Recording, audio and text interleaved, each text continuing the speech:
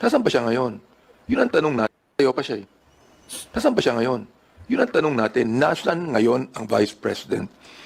Madam Vice President, bumabaha na. Nagagalit na ang Diyos. Pati ang taong bayan napapagod na rin. At gumagastos tayo ng milyon-milyong buwis dito na binibigay ng mga Pilipino. O, humarap ka na. Humarap ka na. Para matapos na ito. Okay, here is Benny Abante looking for Sara Duterte. Not even that hero na sinasabi niyang ako ang nakadiskubre, ako ang nag-expose, ako ang nag-ulat nito sa sambayan ng Pilipino na may ganitong anomalya sa flood control. Pero bakit si Benny Abante, Marlon, si Inday Sara pa rin ang hinahanap and still trying to convince Inday Sara, our dear Vice President, na mag-attend ito ng kanyang impeachment trial?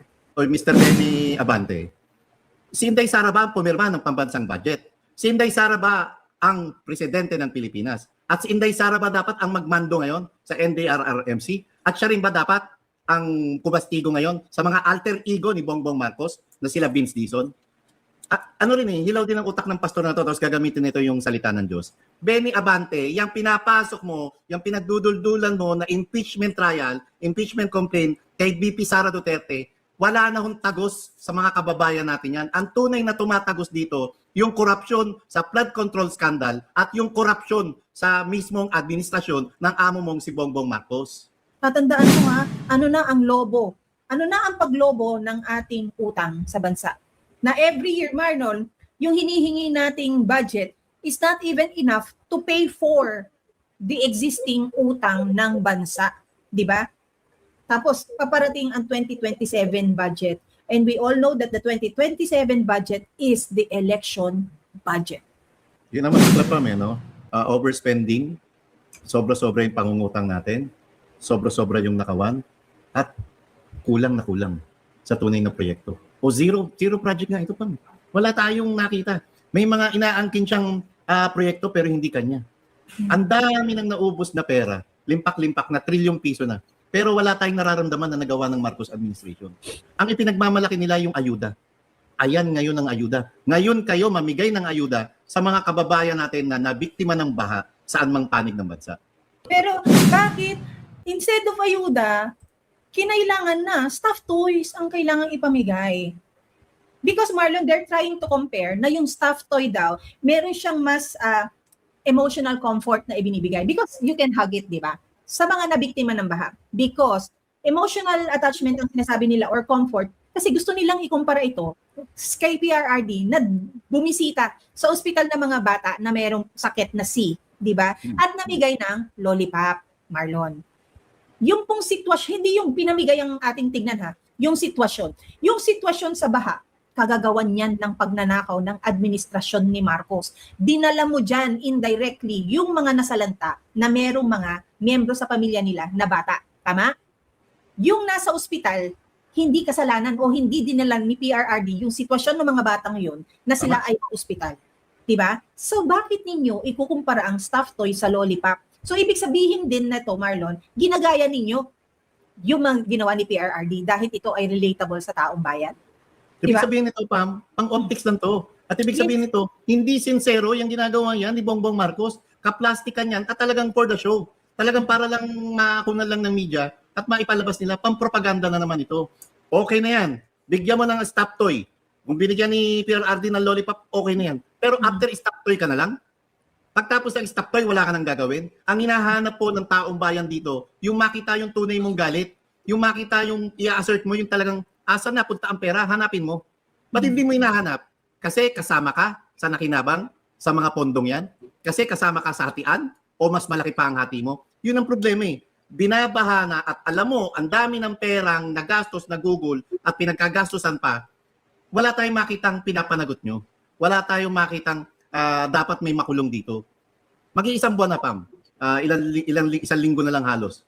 Sabi mo, kakasuhan ang pinsan mo na hindi mo pa pinangalanan sa SONA. Ano na nangyari? Napakulong mo ba? May naisang pa na bang kaso? Hindi ba budol na naman yan? Bawat SONA na lang may naririnig na budol ang sambayan ng Pilipino.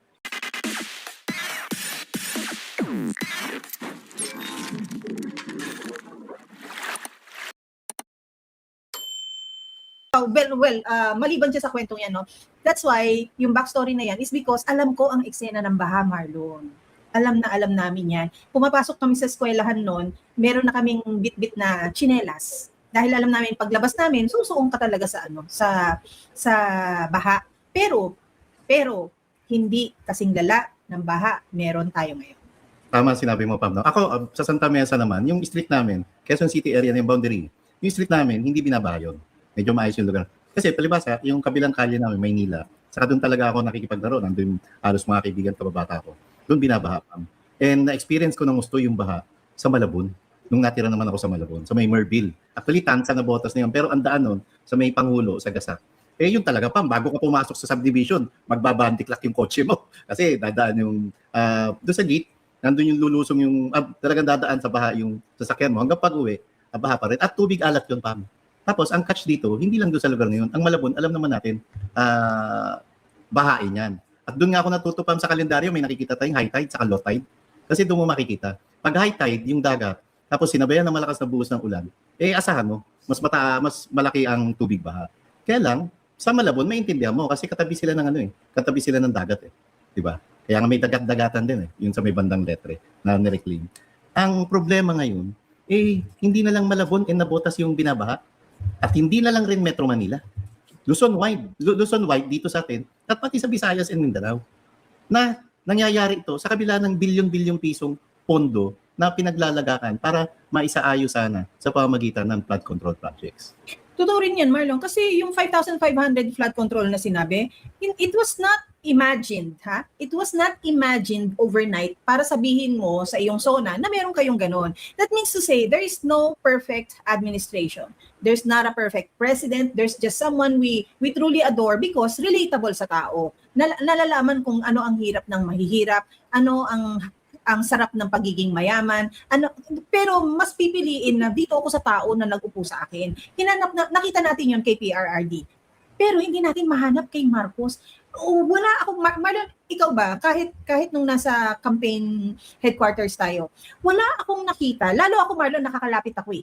Di ba? Nakikita ko sila, at you know me, I easily adapt. Tapos nakikita ko kaagad ang charm ng isang tao. Di ba? Yeah. Wala akong nakita sa kanya eh.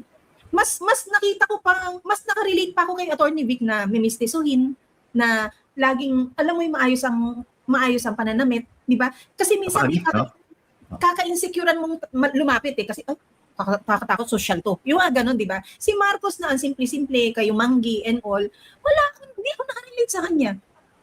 Ang simple-simple pero ipunin.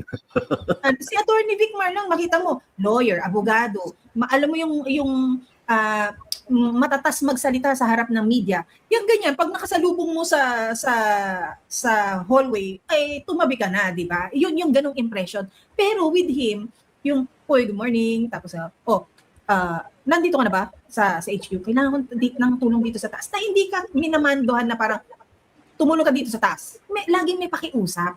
Tapos si Marcos, hindi na nga natin nakausap, hindi nag-hi, hello, solo pa niya ang elevator pag siya ang nandyan, di ba? Hindi ka makarelate talaga. So, itong 5,500 flood control na to, it was not created or imagined overnight. Di ba? Para sabihin mo na ngayon lang nangyayari. Ngayon, lumala. Dahil sabi nga natin, Marlon, kami nung college, may dala kaming tsinelas. Makukuha mo nga maglakad na sa baha, papunta ka na doon sa destination mong, naramdaman mo yung hupa. If you get what I mean. Kasi yung meron kayong sideline magkakaibigan, meron kayong moment na talagang magbababad kasi ng aasaran, yung mga ganyan. Pero habang papaunti yung convoy ninyong naglalakad, Marlon, dahil lumiko na sa street nila and all, naramdaman nyo, papunta sa inyo, humuhupa ang baha. Diba? E ngayon, todo hanggang ngayon, maaari, baha. Diyos ko. Tama, Pam. Ang masaklap pa, Pam, meron kang isang presidente ng Pilipinas na pagkayabang-yabang. Na ito, may napagawa siyang 5,500 flood control projects. Masaklap pa, meron kang presidente ng Pilipinas na kung pumustura, kala mo kontra korupsyon talaga. Pero ang totoo, sila mismo, yung konsentidor, o sila mismo ang pasimuno ng korupsyon. Kasi Pam, bilang presidente ng Pilipinas, dapat sensitibo ka din. Dapat nagagalit ka na. May nilaan tayong pera dyan, 545 billion pesos sa flood control. Saan napunta? Dapat tanong ka na. Walang iniwan to, Pam, na walang iniwan to na nagpagawa tayo ng bahay. May kausap tayong kontratista. Ito pera ko, tapos yan lang ang nagawa mo. Normal yan, marami na relate dito, di ba? Dapat ganyan ang gobyerno, ganyan ang Bongbong Marcos, ganyan ang Vince Dizon, at ganyan ang Executive Secretary Ralph Recto at yung DBM Secretary, di ba? At ganyan din dapat yung mga senador at mambabatas. Gumugol tayo ng ganito kalaking pera, tapos ang naging resulta, sa halip na maibsan ng baha, lalo pang lumawak ang baha. So saan napunta yung pera? Saan napunta yung pinagkagastusan? Walang iba kundi binulsa. Walang iba kundi nasa maleta. At yun ang problema. Alam na natin na nagkaroon ng korupsyon. Alam na natin na may mali-maletang pera na komisyon. Pero walang nananagot. Walang pinapakulong. At ang pinapakulong ay yung mga tao pa na numero unong kritiko at nagsisigaw ng tunay na katotohanan na ganito katalamak ang korupsyon sa ilalim ng Bongbong Marcos administration. Marlon, shout out to Irie na nagsa-celebrate ng kanyang birthday, nagbigay ng kulay para sa iyo at Happy naambot tayo birthday, ng biyaya. Irene. Happy birthday, Irie, mula sa iyong mother na si Olivia Mendoza. Happy birthday po. Maulan pero magdiwang ka ng buo ang iyong pananampalataya at puso para sa iyong sarili at sa iyong pamilya at sa bansa. Marlon, let's go back to Bongbong Marcos not being relatable. Di ba? Bongbong Marcos said, ako ang nakadiskubre ng mga bahang anomalyang ito. Ako ang nag-expose nito. Di ba? Siya. Pero, Nasaan pa siya ngayon? Yun ang tanong natin. Tayo pa siya eh. Nasaan pa siya ngayon? Yun ang tanong natin. Nasaan ngayon ang Vice President? Madam Vice President, bumabaha na. Nagagalit na ang Diyos. Pati ang taong bayan, napapagod na rin. At gumagastos tayo ng milyon-milyong buwis dito na binibigay ng mga Pilipino. O, humarap ka na. Humarap ka na. Para matapos na ito. okay, here is Benny Abante looking for Sara Duterte. Not even that hero na sinasabi niyang ako ang nakadiskubre, ako ang nag-expose, ako ang nag-ulat nito sa sambayan ng Pilipino na may ganitong anomalya sa flood control. Pero bakit si Benny Abante, Marlon, si Inday Sara pa rin ang hinahanap and still trying to convince Inday Sara, our dear Vice President, na mag-attend ito ng kanyang impeachment trial? Una, Mr. Benny Abante, si Inday Sara ba ang pumirma ng pambansang budget? Si Inday Sara ba ang presidente ng Pilipinas? At si Inday Sara ba dapat ang magmando ngayon sa NDRRMC? At siya rin ba dapat ang kumastigo ngayon sa mga alter ego ni Bongbong Marcos na sila Vince Dizon? Ano rin hilaw din ang utak ng pastor na to, tapos gagamitin nito yung salita ng Diyos. Benny Abante, yung pinapasok mo, yung pinagduduldulan mo na impeachment trial, impeachment complaint kay VP Sara Duterte, wala na hong tagos sa mga kababayan natin yan. Ang tunay na tumatagos dito, yung korupsyon sa flood control scandal at yung korupsyon sa mismong administrasyon ng amo mong si Bongbong Marcos. Marlon, ang daming na-trigger sa video na yan ha. Isa-isahin natin para ma-engage natin ang ating audience. Sabi dito, sabi ni G. Dumaging, Hoy Benny, bakit VP hinahanap mo? Diba? Tapos ito, wait, lampasan natin yan. Sabi ni Sheen Blaza, at least feeling ni Abante si VP ang presidente. Hindi raw kasi hinahanap si BBM. Tama naman. Sabi ni Lorna, utak ni Abante. Kayo na po magbasa ng first word dahil maaga pa. Tapos sabi naman ni Dr. ba to o DRJ Bulls? BOBO ang PI na Abante na ito. Yan ang sabi. Tapos sabi ni Starry Night, pag humarap ba si Sara sa impeachment, hindi nababaha? Tama. Ogag na Abante to. Tapos, ang sabi ni Kenta Roken, si VP Sara ba ang cause? Tama. Another one, Marlon, sabi ni RC, yung hindi totoong hinalal ang matapang humamon kay VP. I just wanted to also say, naputol lang sa pagkakakat ko, Marlon. Ang sabi niya dyan, magsasalita ako bilang pastor. Sabi niya. Tapos ginamit na niya ang Diyos and all, no? Dapat lang na pag nagsalita ka bilang pastor ka. Because up to now, kini-question naming lahat, bakit ka nakaupo kung hindi ka naman halal, di ba, ng tao. Dahil tinalo ka ng katunggali mo at ang ginawa, dinisqualified nyo yung nanalo na katunggali mo. Oo. Sabi ni G. Dumaging, si Inday ba ang nag-bycam? Correct. Paalala natin lahat yan, Marlon. Tapos ang sabi naman ni Marilu Tiu, ang kapal ni Abante, ogag siya, di ba? Tapos sabi ni Emmy Kayori, Namuka abante mahiya kang pastor ka, di ba? ka. Ang daming na-trigger. Kasi Marlon, ka-trigger-trigger naman. Nasaan ang mas na bangag na presidente? Isa din tong si Atras, di ba? Diyos ko, Marlon, hindi ko alam. Benny, nasa mid ka lang sa Congress. Nasampid ka lang. Nasa mid? Ano yun? Nasampid. Nasampid. Oo. Nasampid is?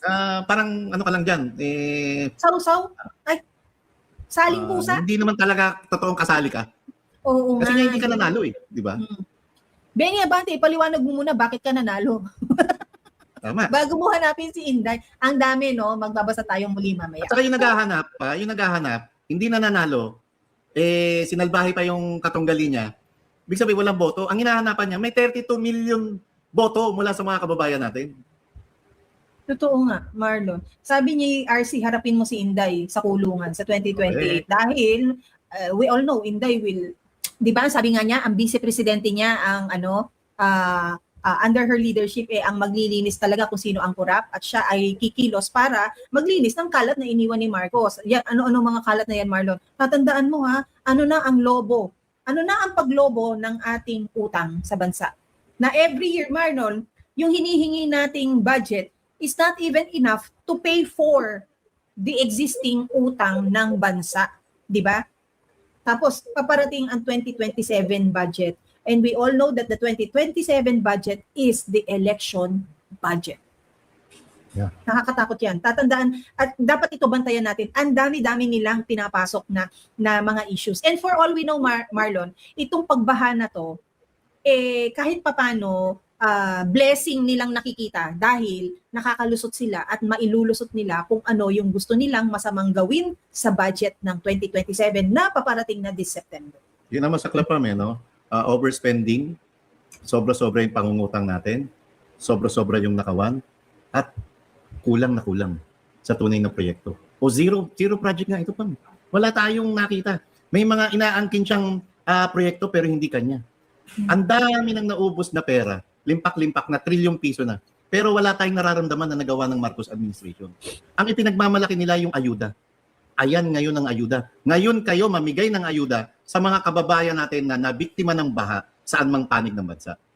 At Marlon, sana nga Marlon, ayuda na lang ayuda na lang dapat. Pero bakit? Baba ka muna dyan, Mang Benny. Uy, alis. Sandali lang, pababayin muna natin siya. Pero bakit, instead of ayuda, kinailangan na stuffed toys ang kailangan ipamigay.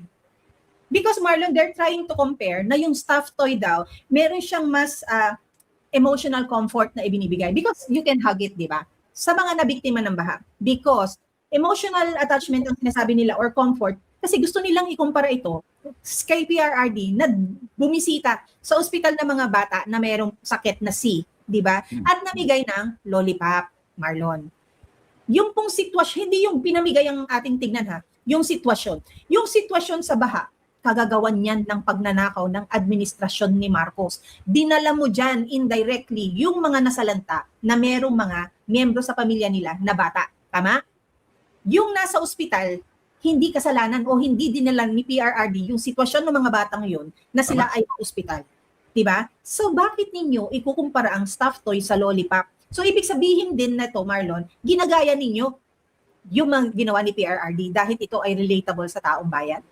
Ibig sabihin nito, Pam, pang optics lang to. At ibig sabihin nito, hindi sincero yung ginagawa yan ni Bongbong Marcos. Kaplastikan yan at talagang for the show. Talagang para lang makunan lang ng media at maipalabas nila, pang-propaganda na naman ito.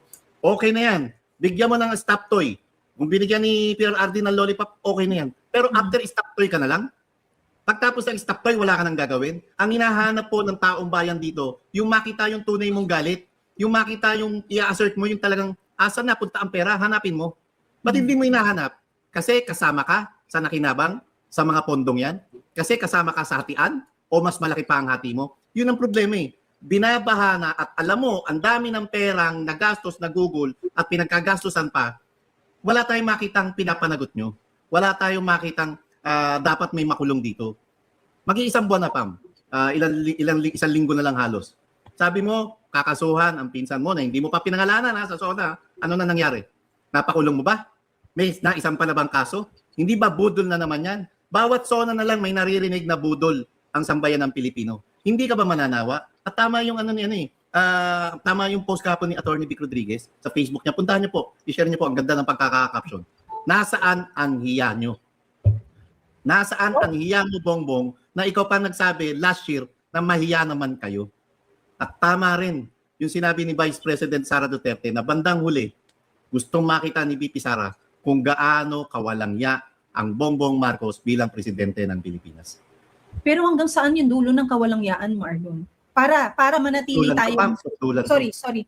Hanggang saan ang dulo ng pagiging walangya ni Marcos para sabihin natin na, or para panoorin lang natin? Hanggang saan yung rurok para sabihin natin, kilos na tayo, tama na sa panonood lang? Correct. Diba? Wala pa rin. Ang daming pera ng ubos pa. Ibabalik ko yung sa isang ordinaryong tao na nagpagawa ng bahay. Ito ginastos ko, tapos ito lang. Diba, mag-iisip ka na. Yung iba nga may pandemanda sa kanilang mga kontraktor, i-demanda nila eh. Itong Bongbong Marcos, palibasa, hindi nyo pera. At palibasa nga, tulad nga ng sinabi ko, kung kasama ka ba sa hatian, hindi ka na lang kikibo. Yan din ang peg ngayon ng mga kongresista at ng mga senador. Walang kikibo kasi lahat sila kumipo. At lahat sila takot na maasunto, makasuhan at maipakulong. Totoo yan, Marlon, no? Dahil habang bumabaha, Marlon, di ba, nabasa ko yung late na comment ni, yung kaibigan natin si Marisol Fiestada, di ba meron siyang tindahan? Sabi niya, hindi na ho ako nakakapanood ng live, lagi na lang din akong team replay dahil nananamantala po ako maghanap buhay.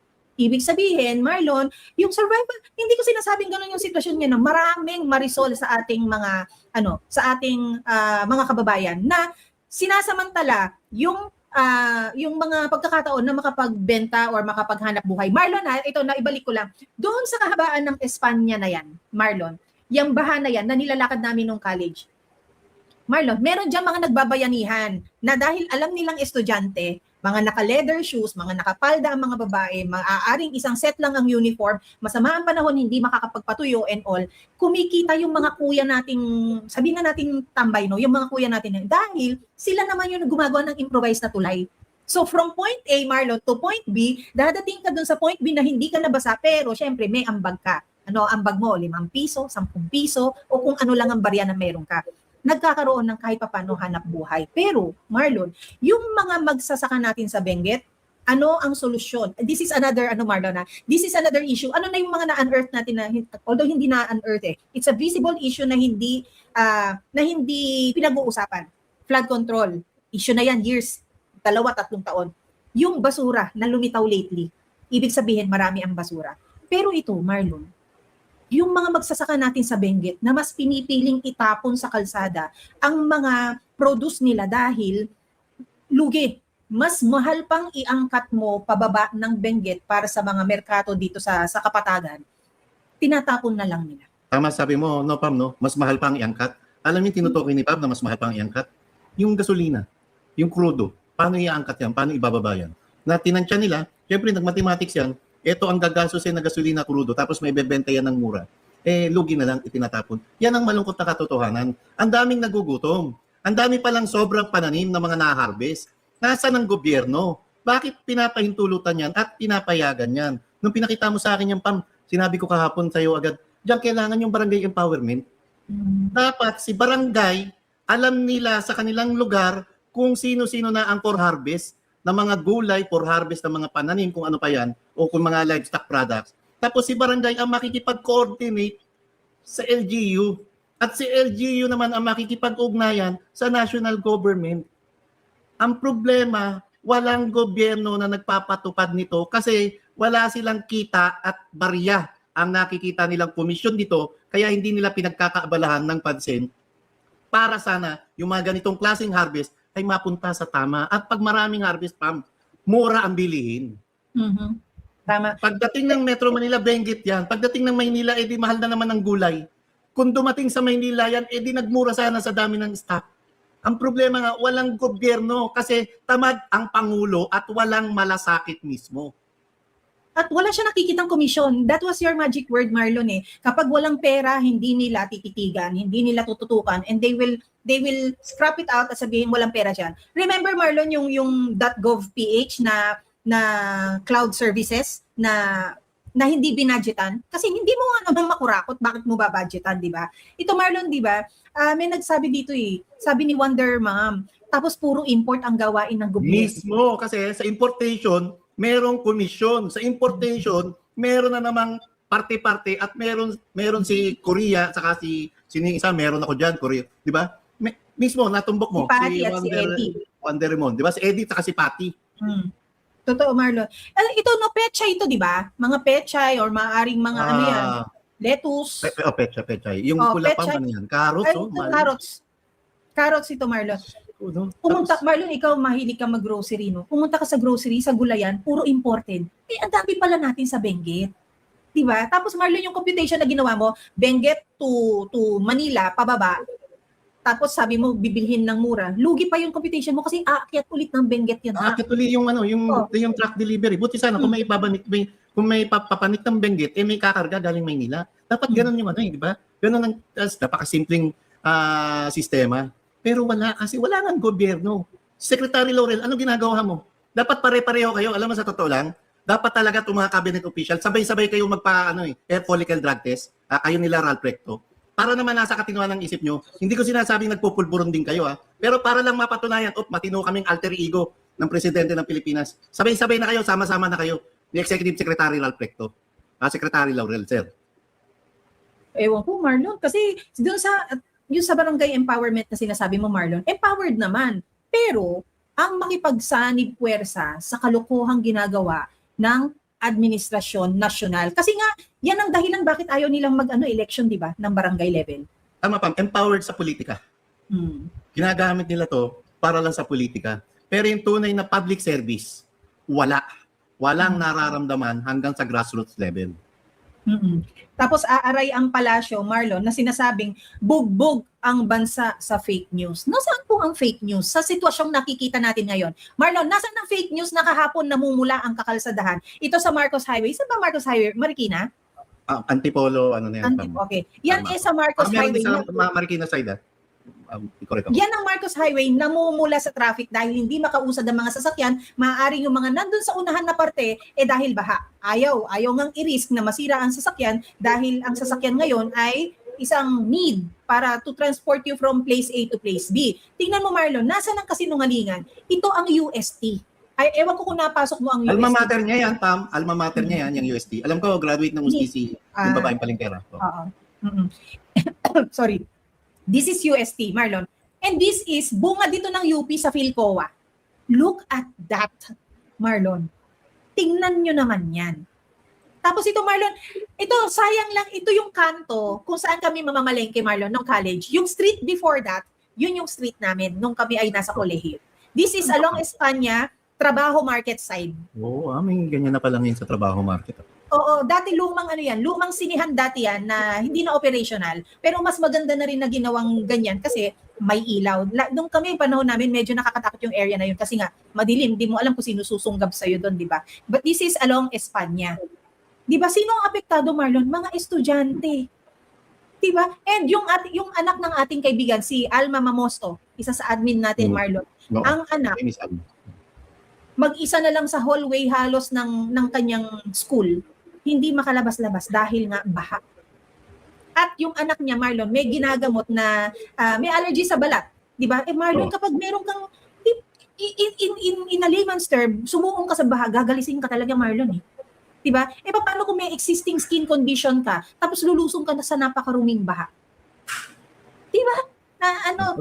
Ang apektado, estudyante. And look, ang Senado ngayon, Marlon, ang Senado... Sige, go. Sabi mo kasi estudyante, Pam, sorry umaangal na rin yung mga ordinaryong manggagawa. Kasi ang dinideklara lang walang pasok, yung mga government employees. Bakit? Immortal ba tong mga obrero? At sila, kahit bumabagyo, kahit bumabaha, may pasok? Yun ang problema, Pam. Yung hindi pantay na pagtingin ng gobyerno sa ating mga kababayan. Pag ikaw mahirap ka, lalo ka lang kawawa. Pero pag ikaw mayaman ka, presto, talagang ayahay pa rin ang buhay mo. Well, hindi lang ang obrero, Marlon. Sila na gumawa ng batas, sila na nagbalangkas ng budget natin sa mga nakalipas na taon. Apektado din, look at Senate now. Cancelled po ang impeachment trial today. Cancelled din ang opisina sa mga gobyerno, Marlon. Maraming na-late kahapon. the opening of the trial, it was Attorney Poa for the defense, di ba? Because apparently si Attorney Sheila yata na-late din, di ba? Ganun din sa marami sa mga senator judges, mga na-late din. Hindi ho kayo immune just because kayo po na mga nakaupo ang gumawa ng kalokohan sa budget ng bansa. Hindi dahil kayo ang nagnakaw, hindi kayo biktima. Di ba? Ang lalangan ng ginawa ninyo di ba? Kayo yung kriminal, kayo pa biktima din ng sarili ninyong krimen. Imagine that. Di ba? Yung iba bang ginagawa na lang biro, no? Dati raw yung isla ng Pilipinas, 7,641 lang. Ngayon dumami na. At dati, napupuntahan, dinadayo pa lang ang resort. Pero ngayon, umulan lang, may kani-kanila ng resort sa kani-kanilang lugar. Na, yung resiliency ng Pilipino at yung pagiging, di ba? Downside din, Problemado na, pero ginagawa pa rin biro at yun ang malungkot. Tayo, ginagawa natin biro. Wala naman tayo nakikitang aksyon kay Bongbong Marcos. Namigay ka ng stop toy, dumiretso ka ba ng NDRRMC? Wala kaming nakita talaga na Bongbong Marcos na nagmamando, kumukumpas at nagbibigay timon o nagtitimon sa mga dapat tulong na binibigay ng iba't ibang ahensya ng gobyerno. Wala Tapos yung asawa mo, magpo-post sa social media, excited sa birthday niya. Talagang may gana pa kayo mag-celebrate ng magarbong handaan. Tapos ang hahanapin ng isang Benny Abante, si Vice President Sara Duterte, na hindi naman siya ang pumirma sa pinakamaanomalyang pambansang budget. Saliwa. Totoo yan, Marlon. Kaya sabi nga ni Floren Carlo, hindi naman talaga masasabing down to earth si Marcos dahil palaging high. Totoo rin yan. Lalo na Marlon, malamig ang panahon lately. Hindi natin alam kung ano activity ng mamang yan, di ba? And then Marlon, the worst optics na binibigay ng sitwasyon ng bansa ngayon, lubog ang bansa, hinahanap ninyo ang Vice President, ini-impeach nyo na hinahanap nyo pa, di ba? Tapos, may impeachment na nagaganap, and then, may threat pa tayong kailangan na ipangamba dahil nasasabi na di umano, sinusulot para maka-16 ni Chis Escudero ang mga bilyar at si Loren Legarda. Si Senator Jinggoy yata, Marlon, nililigawan din. Pero I think, tumamang to, didiinan at talagang titindigan ng kanyang suporta kay Vice President Sara Duterte. Nakakulong na nga Di ba? Nagpakulong na. Vulnerable pareho to, lahat no? Si Loren Legarda, dahil may nakaumang na kaso, yung magkapatid na bilyar. Hindi malayo na masok. May negosyo. May negosyo na pwedeng, alam mo yun, gipitin at kasuhan din. Yan ang problema Ang lungkot Ang lungkot. Yun nga, no? So, I don't know, ang tutok talaga nila, Marlon, ang mga utak nila wala sa solusyon para sa baha. Nandito para ma-convict nila si Vice President Sara Duterte dahil ang mga utak nila wala sa solusyon para sa baha kundi nasa 2028 na kung paano sila mananatili sa pwesto. Tama, natumbok mo. Nadali mo. And that's the worst na pwedeng dalhin tayo ng mga nakaupong to bilang isang nasyon. As a nation na pinakamalala, na bitbitin nila tayo sa sitwasyon na sila pa rin ang mamumuno. Dahil yun, Marlon, walang usad yun. You have to, guys, kailangan nating isa puso kung ano ang magiging desisyon natin sa 2028. Hindi ito para panahon na kulay mo sa politika, kalaban ka, opposition ka, administrasyon ka, or whatever. Hindi. Dapat ito ay gawin natin tungkol sa ating mga sarili. At para hindi natin muling balikan kung ano yung nararanasan natin ngayon na pagkakalugmok ng ating ekonomiya, pagkakalubog ng ating bansa, at kawalan ng investors dito sa ating bayan. And speaking of politika, gamitin natin barometro to. Gamitin natin leverage ito. Ano ang ginagawa ngayon, oposisyon, pahayag o statement ng Leni Robredo patungkol sa talamak na baha, patungkol sa kabi-kabilang baha? Bakit nananahimik kayo? Yung Dilawan, Pinklawan at saka yung Makabayad Black. Bakit tahimik kayo? Tapos pagdating ng 2028, magsisigaw kayo na kayo'y mga kontra-korupsyon. Kung tunay na kontra-korupsyon ng advokasya nyo, magsalita kayo ngayon patungkol sa flood control project. Oo nga, Marlon. And ito, daanan lang natin na mabilis, Marlon, yung ni-raid ni Matibag, Marlon, na steel plant sa Davao, alam mo, umaaray ngayon yung mga workers kasi dinistract ni Matibag, Marlon, yung kanilang source of living, source of income. Diba? Ano ngayon? Sige, na ini-raid nyo yan, maaari, sige, may violation and all, pero ano po ang solusyon doon sa mga taong na-displaced sa kanilang mga trabaho? Diba? Saan hihingi ng tulong? Sa NBI ba? Hindi, Marlon. Kahapon, mga nagsitungo sa munisipyo para humingi ng pinansyal na tulong. Yan, Bigyan mo ganyan ng ang ginawa. bigyan mo ng hanap buhay, Melvin Matibag. Bigyan mo sila ng trabaho. At ilang kapagkainan na naman yung binasag mo. Dahil sa walang kakwenta-kwentang rig, kung hindi nagko-comply yan sa requirements, patungkol sa safety and standards, edi sulatan nyo. Hindi yung may ipa-optics pa kayo. Ganun lang naman yung tapos may nagsara na naman na kumpanya. Di ba naghahanap nga tayo ng namumuhunan? Sa halip na humaghikaya tayo ng investor, eto, lalong, nako Diyos ko, meron na naman, yun naman malungkot pa, 100 plus yata sila, di ba? At yung 100 plus na yun, palagay mo 100 na lang na empleyado. Times 5 dahil 5 sila sa kanilang pamilya. 500 yun nabibig. Ilan doon na nag-aaral? Ilan doon ang tinanggalan nyo ng pangmatrikula pamasahe papuntang eskwela? Lungkot pa. Di ba? Matatawa ka na lang na may Sabi ni Efren, no? Grabe, almost 200 pala yan. Oh, times 5. Times 3 mo na lang, Marlon. Di ba? Ang dami pa rin. Kasi yung domino Papagamot effect. pa yan. Meron dyan tiyak, may kamag-anak sila, may sakit. Dahil nga sa domino effect, Marlon, na maaaring maidulot ng, alam mo yun, kapalpakan, yung for the show, na ginawa ng mga taong yan. Tapos wala na tayong narinig after that. Di ba? Wala na tayong narinig. At ano pa yung mga kasong nakabinbin dyan sa NBI na hindi tutukan? Bakit nasa Davao ka? Nasa Davao ka? Ba't wala ka dito sa Maynila kung saan mayroong baha? Sino? O ito, since di ba ang sinasabi ni Honorable Melvin Matibag, na itong steel company na to, sila daw ang nag-supply ng maraming mga nawasak na establishmento sa Gensan nung ito ay yanigin ng Lindol, Marlon. Bakit hindi mo huhanapin ngayon yung mga nag-aspaltong palpak sa mga kakalsadahan dito sa Maynila? Sino po, kanino po proyekto? Maaaring DPWH, yung pagpapataas ng kalsada along Espanya na nagkaroon tuloy ng catch bin or ano tawag sa ganun, yung areas na binabaha na mas lalo pang binaha. Bakit hindi mo hanapin yon dito sa Maynila? Hindi ho ba binabaha ang dating opisina ng NBI along UN Ave? Diba? Sa TAP, hanggang ngayon, di ba? Nagpapagawa kayo ng gusali. Alamin mo muna, ano na nangyari, bakit hanggang ngayon, binabaha pa rin ang TAP? Particular sa UN Avenue, Maynila. Yes, naku, hindi natin yung mga nasa Korte Suprema, hindi ho ba kayo biktima din ng pagbaha dyan sa dyan sa Padre Faura? Diba? Yung mga nandyan sa Malacanang, hindi ba kayo biktima ng pagbaha sa Santa Mesa? Biktima kayo ng sarili ninyong krimen. Maawa naman. San Miguel, Maawa naman Maynila, kayo. di ba? Lungkot. Maawa naman kayo. Maawa naman kayo at hanapin ninyo sa mga sarili ninyo kung nasaan na po ang inyong hiya. Alam mo, Marlon, kung pwede lang isupply ang hiya sa 7-Eleven, mag-i-invest ako ng vending machine. Makapag-unli hiyaman lang yung mga taong yan. Ako, pamumudmud ko na lang, Pam. Pamumudmud ko na lang. Pamumudmud na lang. Diba? Token na lang na reusable para makapag-unli hiya. Marlon, ipipwesto ko na sa entrada ng Congress at entrada ng Senado. At of course, dyan sa entrada ng Malacanang. Di ba? Makapag-unli Bico Soto, hiya. tahimik ha. Binabaha rin ng Pasig ha. Mr. Bico Soto, Sir, Mayor.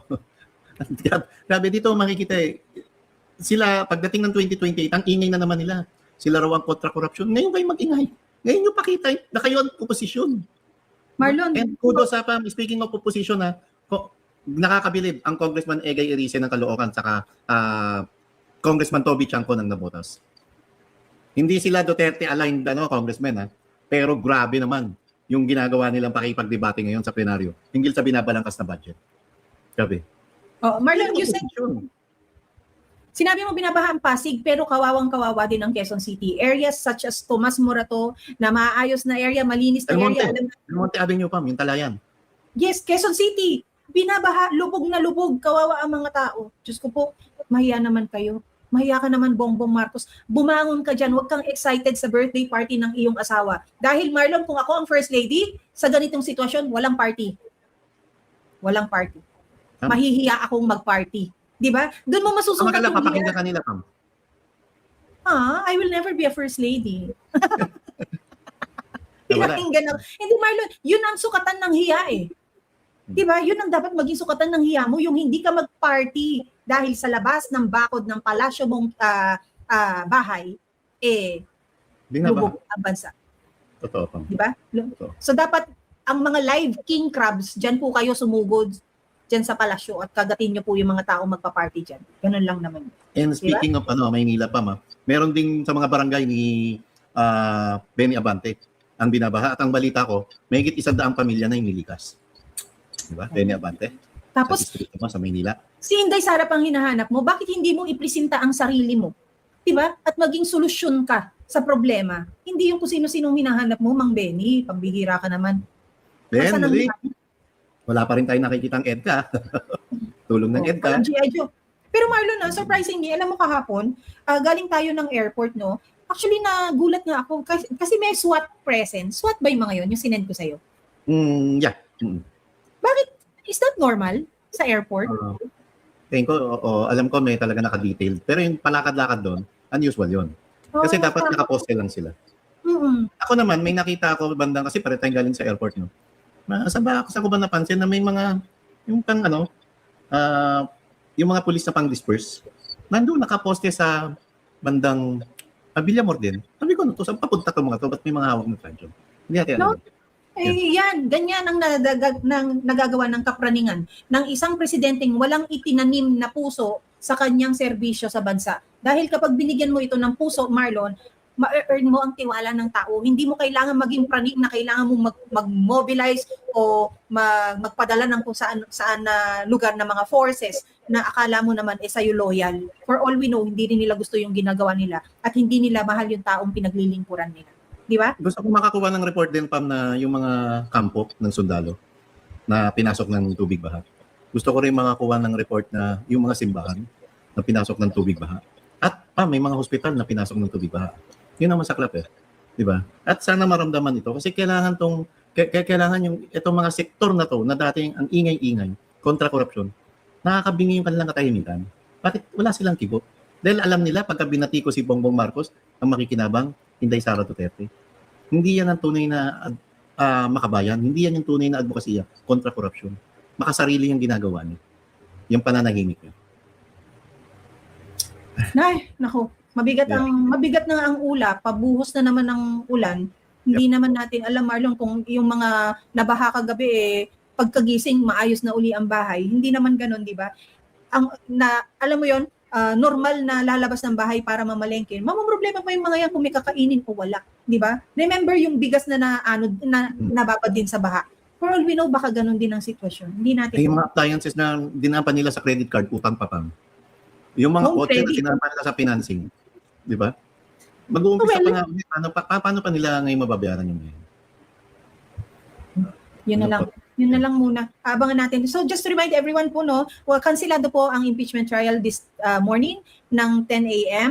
Sana po at maaaring maituloy na ito bukas because not because we want the impeachment to happen, but because it should also be a sign na maayos na ang panahon kapag nag-resume na po tayo sa ating normal na mga schedules, At sa lahat po ng mga nasalanta ng baha, minsan, Marlon, downside na yung pagiging resilient ng mga Pinoy, dahil kasi tinotolerate na natin Pero ang dasal pa rin natin yung makaahon tayo, makapag-bounce back at muling makabalik sa ating mga normal na pamumuhay para sa ating mga pangangailangan. Sa panahon ngayon, tayo muna, mga sarili lang natin na magliligtas muna sa atin dahil wala tayong nakikitang pag-asa na tulong mula sa gobyerno. Tulong at solusyon, Marlon. Correct. At yung mga labahin nyo po, yung iba dumidiskarte na Pam, kung saan sinasampay. Nakita ko sa bahay ko, pag may electric pan doon, nakita ko doon nilagay yung sampayan ng damit. Oo. Yun. So, still try to find the good things and the blessings ngayong araw na to, Yung nabuhay, yung nagising tayo ngayong umagang ito, biyaya po yan. So, kahit mabigat, kumilos tayo, maglinis po tayo ng bahay, kahit inaasahan ho natin na maaaring magbaha ulit mamayang hapon, wag naman. Kailangan kilos para sa sarili. Ganun na lang muna. Anything else you have, Marlon? Yun lang. Ang kailangan lang natin, sana makonsensya na yung mga maestrado sa Supreme Court. Yung sense of urgency nila, biglang mag-trigger na para mabibigyan solusyon na yan yung problema ron sa budget at lalo budget season na naman. Yung Simbahang Katoliko, asa na naman kayo? Dadaanin na naman nyo sa Orasio Imparata na dasal. Tapos magse-sermon kayo. Sa halip na ang sermon nyo nakafocus lang sa Marcos administration, itutuhog nyo hanggang Duterte administration. Yung ating kasundaluhan, kapulisan, ano na po? Sana ligtas kayong lahat. sana yung mga general na yan, lahat ng kamag-anak nyo mayayaman na kasing katulad nyo. Na walang lalapit sa inyo ng tulong na si ganitong kamag-anak, si pinsan, si ate, si kuya, si tiyuhin, si lolo, at pati mga kasambahay nyo, hindi rin nabiktima ng baha. Konsensya na lang po. Konsensya ang hinahanap dito. Dahil kung magsasama-sama tayong mag-iingay, mananawagan, siguro naman, mabibingi sa lakas ng ingay natin ang Marcos administration. Baka maisipan nitong mag-resign dahil talaga namang hindi na niya kayang magpaka-presidente at hindi siya karapat-dapat na maging presidente. Ayun, no? Kaya, muli, ako po si Pam, at sa ngalan ng ating kaibigan na si Ibig Hugalbot, na si Inday Sara ang kanyang presidente nauna, ganun din ang akin, si Inday Sara ang aking presidente. Ako naman si Marlon at syempre si Inday Sara Duterte ang aking presidente.